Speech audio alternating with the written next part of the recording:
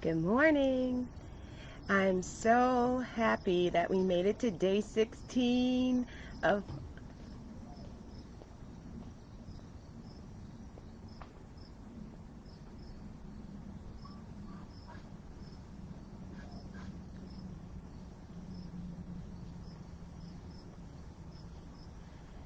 Good morning.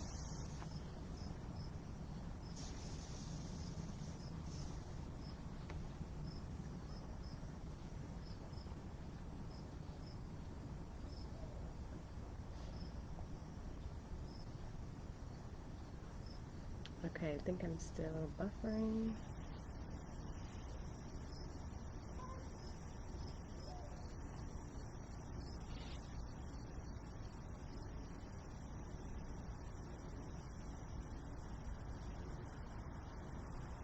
There we go.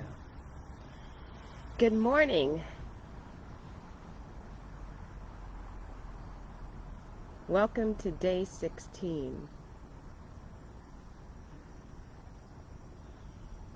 All right, we are in the room. Excellent.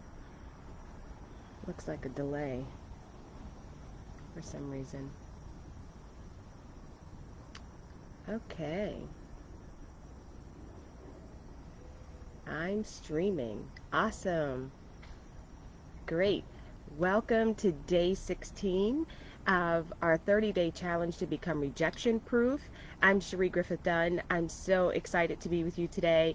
We are going to have an amazing time today because today we are going to talk about peaks and valleys. But before we do, I do want to say welcome to our U.S. troop, our U.S. Army in Canada, who's been going along with the challenge. So thank you so very much for all of you guys watching and participating in the challenge. So appreciate that. And I want to thank all of you who come on every single day with me. Thank you. Good morning, Kai.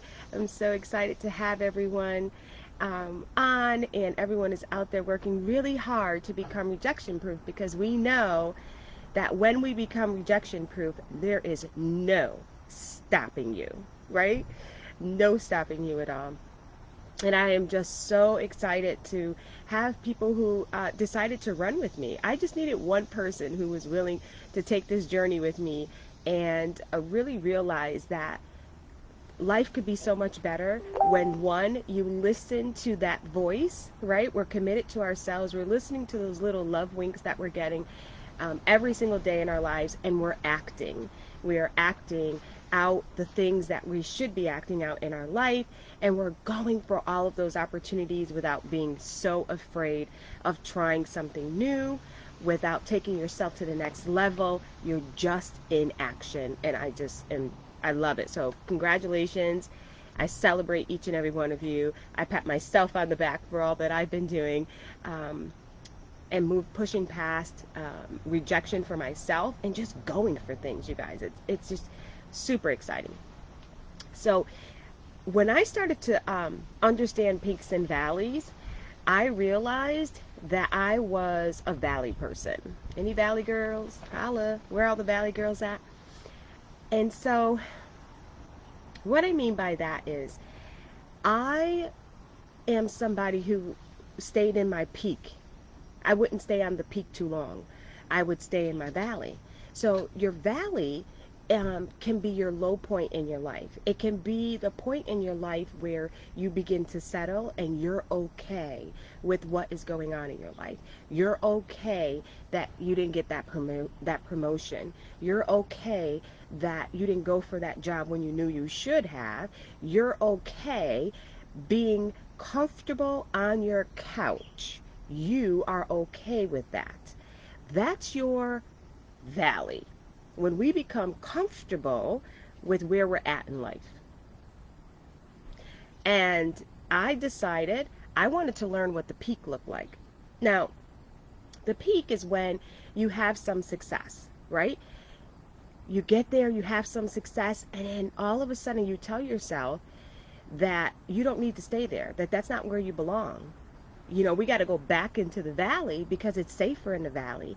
And when we go out on the peak and everyone is looking at us, it you become extremely vulnerable, and you feel that everyone out there is saying to you, girl, this is not going to last.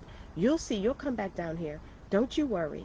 And our subconscious mind begins to tell us that, yes, we're going to go back down to the valley because we don't deserve to be on the peak. How many of us can relate to that? I know I've done that in my life. Well, I started to get to the point where I said, the next time I get on that peak, you guys, I said, I'm going to stay there. And I'm going to stay there as long as I can. I'm going to celebrate it. I'm going to love it. I'm going to enjoy it. And when I start to see myself go back into the valley, I'm going to stop. And I'm going to evaluate and ask myself, why do I want to be in that valley? What is in that valley that I need? Have I not achieved or accomplished the things that brought me to the peak for me to stand strong and stay on that peak? Why am I going back into the valley? Can you relate to that?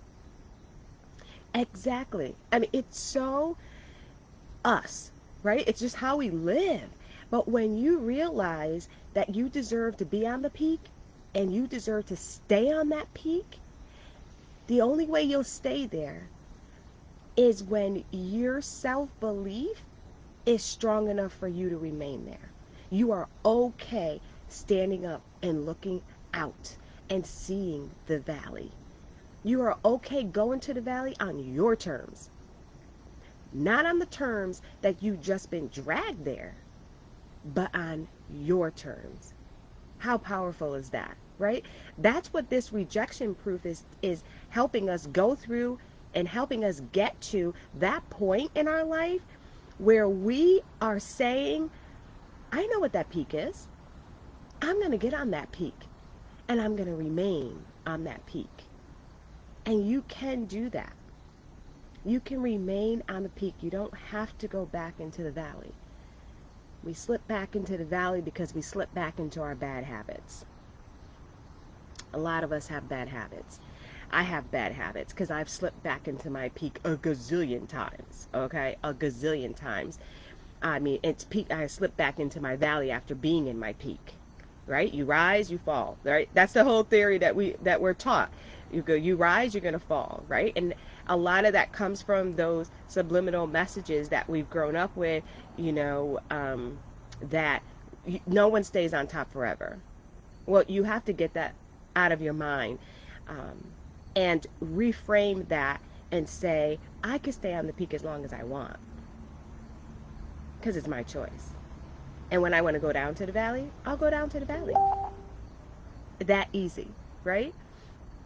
So share with me some of your aha moments, some of the things that you guys have been going through, working on becoming rejection proof. I so love the feedback. I love the DM messages that everyone is sending. I'm just so happy that everyone has the opportunity to really work on themselves and take this time to say, hey, what if?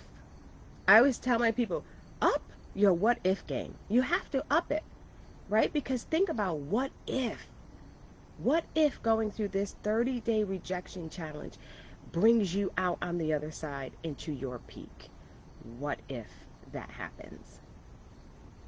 What if you foster some amazing new relationships? What if you fix some old broken relationships?